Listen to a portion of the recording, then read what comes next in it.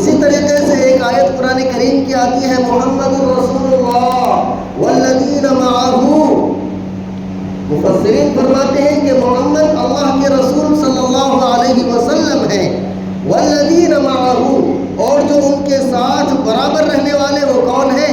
حضرت ابوبکر صدیق رضی اللہ تعالیٰ عنہ۔ اشداء علی الکفار، اللہ تبارک و تعالیٰ نے اس چھوٹے سے جملے میں حضرت عمر رضی اللہ تعالیٰ عنہ کا ذکر کیا کہ جو کفار پر بہت تیور رکھا کرتے تھے، حضرت عمر فاروق رضی اللہ تعالیٰ عنہ رحماء بینہم، اور ان میں ایک وہ بھی ہے جو لوگوں میں بڑے رحم دل تھے، وہ کون؟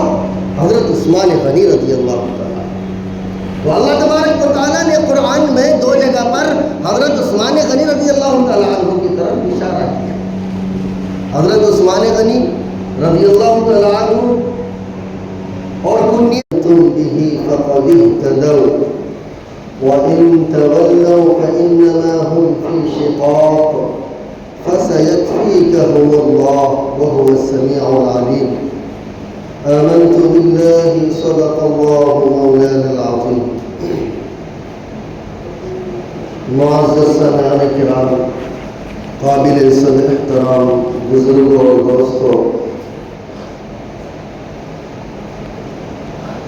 آج 18 ذی الحجہ ہے۔ ذی الحجہ اور محرم یہ دو مہینے ایسے ہیں جو اسلام کی بڑی بڑی قربانیاں جس کے اندر پیش کی گئی ہیں، اسی مہینے میں حج کے ارکان ادا ہوئے، اسی مہینے میں حضرت اسماعیل ذبیح اللہ کی وہ قربانی بھی ہے، اور اگلے مہینے کی 10 تاریخ کو یعنی محرم کی 10 تاریخ کو نواسۂ رسول سیدنا حضرت حسین رضی اللہ تعالیٰ عنہ کی قربانی بھی ہے۔ ان دونوں کے بیچ میں ایک بہت ہی اہم قربانی ہے جسے یاد کرنا چاہیے۔ آج 18 ذی الحجہ ہے اور آج ہی کے دن خلیفہ صوم حضرت عثمان غنی رضی اللہ تعالیٰ عنہ شہید کر دیے گئے، جو کہ امیر المؤمنین تھے۔ بادشاہ وقت کو قتل کرنا یہ کتنا بڑا المیہ ہے اور کتنا دردناک حادثہ ہے، کتنا دردناک واقعہ ہے، مسلمانوں کو اس سے باخبر رہنا چاہیے۔ حضرت عثمان غنی رضی اللہ تعالیٰ عنہ بہت اعلیٰ درجے کے صحابہ ہیں۔ میرے دوستوں، اس سے اندازہ ملتا ہے کہ اللہ تبارک و تعالیٰ نے قرآن میں 2 مرتبہ 2 جگہ پر حضرت عثمان غنی رضی اللہ تعالیٰ عنہ کی طرف اشارہ کیا۔ جو 2 آیت میں نے آپ حضرات کے سامنے پڑھی، ایک آیت لقد رضی اللہ عن المؤمنین اذ یبایعونک تحت الشجرہ، یہ 26ویں پارے کے اندر یہ آیت ہے، اور اللہ تبارک و تعالیٰ نے اس آیت کو اپنے قرآن میں جگہ دیا۔ اس کا ترجمہ آپ سنیے۔ اللہ تبارک و تعالیٰ فرماتے ہیں کہ اللہ رب العزت راضی ہو گئے، لقد رضی اللہ عن المؤمنین، ان مسلمانوں سے، اذ یبایعونک تحت الشجرہ، جو درخت کے نیچے بیعت کر رہے تھے۔ کس بات کا بیعت کر رہے تھے؟ اس کا پس منظر آپ کو میں بتلاتا چلوں۔ صلح حدیبیہ کے موقع پر جب آپ صلی اللہ علیہ وسلم نے حضرت عثمان غنی رضی اللہ تعالیٰ عنہ کو مکہ بھیجا، حدیبیہ کے مقام پر رک کر کے وہاں سے جائزہ لے کر آئے، حالات کا پتہ لگا کر آئے، تو مکے والوں نے حضرت عثمان غنی رضی اللہ تعالیٰ عنہ کو وہاں پر پکڑ لیا، واپس جانے نہیں دیا۔ کچھ لوگوں نے یہ خبر اڑا دی کہ حضرت عثمان غنی رضی اللہ تعالیٰ عنہ شہید کر دیے گئے۔ تو اللہ کے نبی صلی اللہ علیہ وسلم نے ایک درخت کے نیچے مقام پر جسے بیعت رضوان کہا جاتا ہے، ایک بیعت لی حضرت عثمان غنی رضی اللہ تعالیٰ عنہ کے خون کے بدلے میں، یعنی یہ خبر پہنچ گئی تھی کہ شہید کر دیے گئے، تو آپ صلی اللہ علیہ وسلم نے بیعت لی اور اپنا ہاتھ رکھا، اور صحابہ کرام رضوان اللہ علیہم اجمعین نے بھی اپنا ہاتھ رکھا، اور اوپر سے دایاں ہاتھ حضور صلی اللہ علیہ وسلم نے اپنا اور رکھا اور فرمایا کہ یہ حضرت عثمان غنی رضی اللہ تعالیٰ عنہ کی طرف سے میں بیعت کر رہا ہوں۔ یعنی آپ صلی اللہ علیہ وسلم نے اپنے داہنے ہاتھ کو حضرت عثمان غنی رضی اللہ تعالیٰ عنہ کی طرف سے بیعت کیا۔ کتنا بڑا مقام ہے، کتنا اعلیٰ مرتبہ ہے۔ اسی طریقے سے ایک آیت قرآن کریم کی آتی ہے، محمد رسول اللہ والذین معہ، مفسرین فرماتے ہیں کہ محمد اللہ کے رسول صلی اللہ علیہ وسلم ہیں، والذین معہ، اور جو ان کے ساتھ برابر رہنے والے وہ کون ہیں؟ حضرت ابوبکر صدیق رضی اللہ تعالیٰ عنہ۔ اشداء علی الکفار، اللہ تبارک و تعالیٰ نے اس چھوٹے سے جملے میں حضرت عمر رضی اللہ تعالیٰ عنہ کا ذکر کیا کہ جو کفار پر بہت تیور رکھا کرتے تھے، حضرت عمر فاروق رضی اللہ تعالیٰ عنہ رحماء بینہم، اور ان میں ایک وہ بھی ہے جو لوگوں میں بڑے رحم دل، وہ کون؟ حضرت عثمان غنی رضی اللہ تعالیٰ۔ تو اللہ تبارک و تعالیٰ نے قرآن میں دو جگہ پر حضرت عثمان غنی رضی اللہ تعالیٰ عنہ کی طرف اشارہ کیا۔ حضرت عثمان غنی رضی اللہ تعالیٰ عنہ اور کنیت ابو عبداللہ، لقب حضرت عثمان غنی رضی اللہ تعالیٰ عنہ کا ذو الحجرتین اور ذو النورین کہا جاتا ہے۔ کیا کہا جاتا ہے؟ حضرت عثمان غنی رضی اللہ تعالیٰ عنہ کو ذو الحجرتین ذو النورین، کیا مطلب؟ حضرت عثمان غنی رضی اللہ تعالیٰ عنہ نے دونوں ہجرت فرمائی، حبشہ کی بھی ہجرت فرمائی اور مدینہ منورہ کی بھی ہجرت فرمائی، اسی لیے فرماتے ہیں ذو الحجرتین، دونوں طرف ہجرت کرنے والے حضرت عثمان غنی رضی اللہ تعالیٰ عنہ۔ اب ذو النورین کیوں کہا جاتا ہے؟ حضرت عثمان غنی رضی اللہ تعالیٰ عنہ کے نکاح میں یکے بعد دیگرے حضور صلی اللہ علیہ وسلم کی دو صاحبزادی آئی۔ کتنے صاحبزادی؟ مفسرین فرماتے ہیں کہ جب سے دنیا بنی ہے، جتنے بھی نبی آئے، دنیا میں کتنے انسان آئے، کوئی بھی انسان کسی بھی نبی کا دو مرتبہ داماد نہیں بنا۔ یہ فضیلت حضرت عثمان غنی رضی اللہ تعالیٰ عنہ کو حاصل ہے کہ حضرت عثمان غنی رضی اللہ تعالیٰ عنہ کا ایک مرتبہ نکاح حضرت رقیہ رضی اللہ تعالیٰ عنہ سے ہوا۔ جب غزوہ بدر کے موقع پر حضور صلی اللہ علیہ وسلم بدر کے میدان میں تھے، حضرت رقیہ رضی اللہ تعالیٰ عنہ کا انتقال ہو گیا۔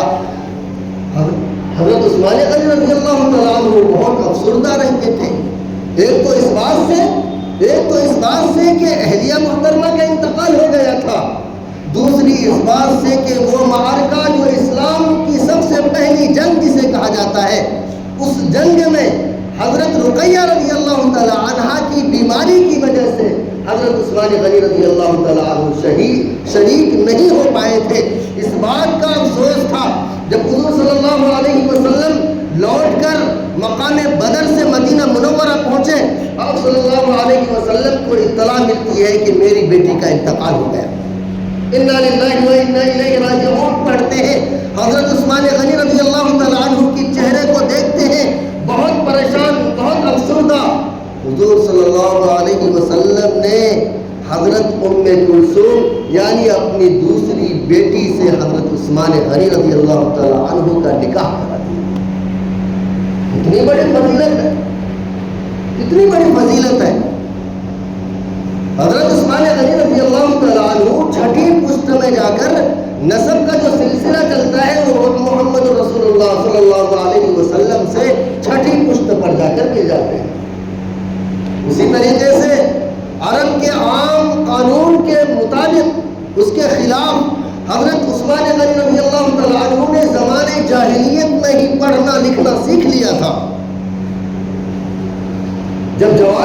تجارت میں لگے اور ایمان کیسے لے کر آئے؟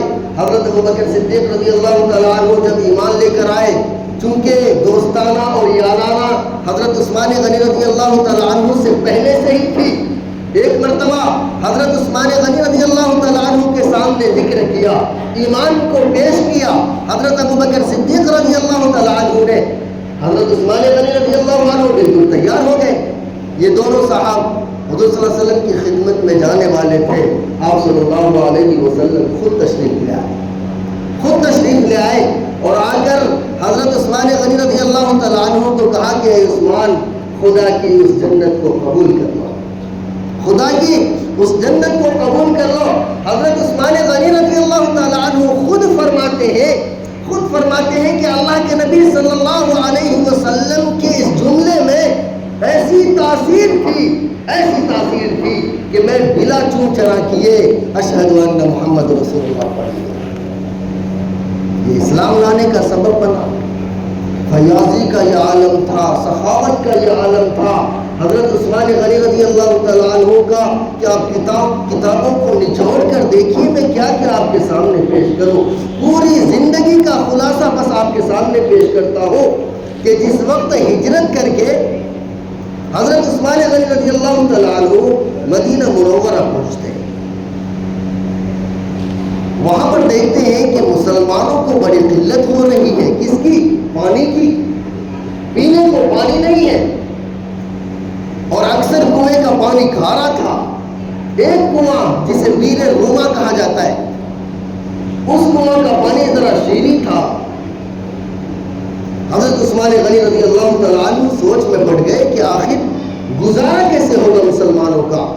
ایک دن آپ صلی اللہ علیہ وسلم نے یہ اعلان کر دیا کہ کوئی ہے جو اس کنویں کو خرید کر اللہ کی راہ میں وقف کر دے، صدقہ کر دے۔ حضرت عثمان غنی رضی اللہ تعالیٰ عنہ اٹھے، اپنے گھر سے سیدھے اس یہودی کے پاس پہنچے اور جا کر کہنے لگے کہ اس کنویں کو فروخت کر دو۔ وہ یہودی بھی اس بات کو سمجھتا تھا کہ یہ اس کنویں کی اہمیت بہت زیادہ ہے، وہ تیار نہیں ہوا۔ اس نے 10,000 درہم میں آدھا کنواں فروخت کرنے پر راضی ہوا۔ کتنا؟ آدھا کنواں۔ اس کی ترتیب کیا نکالی وہ آپ سمجھے؟ اس یہودی نے کہا کہ دیکھو، ایک دن آپ کی باری ہوگی، آدھے کہ آپ مالک ہیں نا، ایک دن آپ کی باری ہوگی، آپ اس میں سے پانی پیئے، دوسرے دن میری باری ہوگی، میں اس میں سے پانی پیوں گا، بیچوں گا، وہ میری مرضی۔ 10,000 میں ڈیل ہو گئی۔ حضرت عثمان غنی رضی اللہ تعالیٰ عنہ آئے، مدینہ میں اعلان کروا دیا، ایک گھر میں اعلان کروا دیا کہ فلاں دن اس کنویں میں میری باری ہے، جس کو پانی کی ضرورت ہو جاؤ کنویں میں سے پانی نکالو، اپنے برتن کو بھر کر رکھ لو، چاہے وہ مسلمان ہو چاہے وہ غیر مسلم ہو، سب کے لیے ایک دن کے لیے وقف کر دیا۔ اب مسلمان کیا کرتے تھے؟ جس دن حضرت عثمان غنی رضی اللہ عنہ کی باری آتی، اس کنویں سے پانی نکال کر اپنے برتنوں کو بھر لیتے۔ جس دن اس یہودی کی باری آتی، کوئی کنویں پر جاتا ہی نہیں، اس کو تو نقصان ہونے لگا۔ حضرت عثمان غنی رضی اللہ تعالیٰ عنہ دوبارہ اس کے پاس گئے اور 8,000 درہم دوبارہ اس کو دے کر پورے کنویں کو خرید کر مسلمانوں کے لیے وقف کر دیا، مسلمانوں کے لیے وقف کر دیا۔ فیاضی اور سخاوت کا یہ عالم تھا حضرت عثمان غنی رضی اللہ تعالیٰ، اسی لیے ان کے نام کے آگے کیا لگاتے ہیں؟ غنی لگاتے ہیں۔ نام تو عثمان بن عفان ہے، لیکن آگے جو غنی لگاتے ہیں، کیوں؟ مالدار بھی تھے اور سخاوت کے اعلیٰ مقدار پر پہنچے ہوئے تھے۔ ایک مرتبہ حضور صلی اللہ علیہ وسلم نے اعلان کیا، مسجد نبوی کو دیکھا کہ جگہ تنگ پڑ رہی ہے، لوگ نماز کو آ رہے ہیں، جگہ نہیں مل رہی۔